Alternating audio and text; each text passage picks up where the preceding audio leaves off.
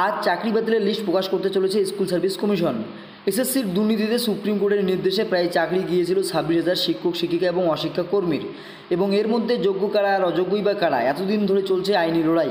এর আগে গত বৃহস্পতিবার সুপ্রিম কোর্ট রাজ্যকে 7 দিন সময় বেঁধে দিয়েছিল। এই 7 দিনের মধ্যে অযোগ্যদের তালিকা প্রকাশ করতে হবে। তবে তারপরের দিন সুপ্রিম কোর্টে রাজ্যের তরফে আইনজীবী কল্যাণ বন্দ্যোপাধ্যায় জানিয়েছেন যে শনিবারের মধ্যে অযোগ্যদের তালিকা প্রকাশ করা হবে, অর্থাৎ আজই কিন্তু প্রকাশ করার সম্ভাবনার কথা কিন্তু জানিয়ে দিয়েছেন তিনি। এছাড়াও সুপ্রিম কোর্টের নির্দেশ মতো নিয়োগ প্রক্রিয়া শুরু করে দিয়েছে স্কুল সার্ভিস কমিশন। আগামী 7ই সেপ্টেম্বর এবং 14ই সেপ্টেম্বর গোটা রাজ্য জুড়ে অনুষ্ঠিত হতে চলেছে সেকেন্ড এসএলএসটির পরীক্ষা, এবং হাইকোর্টের নির্দেশ রয়েছে যে কোনো অযোগ্য ব্যক্তি যেন ওই পরীক্ষায় বসতে না পারে।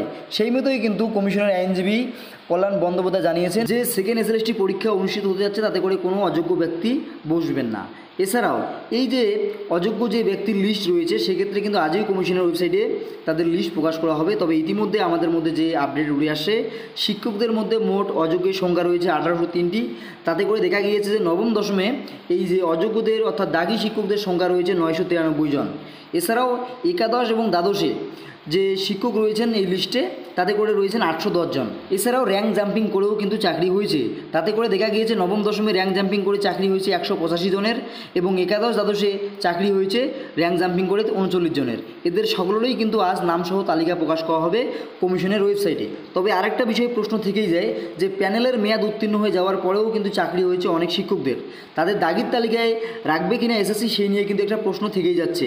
তো যখন কমিশনের ওয়েবসাইটে এই অযোগ্যদের লিস্ট প্রকাশ করা হবে, আমি অবশ্যই আপনাদের আপডেট নিয়ে সামনে আসব। তো তখন দেখা যাবে যে প্যানেলের মেয়াদ উত্তীর্ণ হওয়ার পরেই যারা চাকরি পেয়েছে তাদের নাম রয়েছে কি না। তো কাজেই আপনারা বুঝতে পারলেন, ভিডিওটি ইনফরমেটিভ মনে হলে অবশ্যই লাইক করে দেবেন এবং শেয়ার করে সবাইকে জানিয়ে দেবেন। ধন্যবাদ।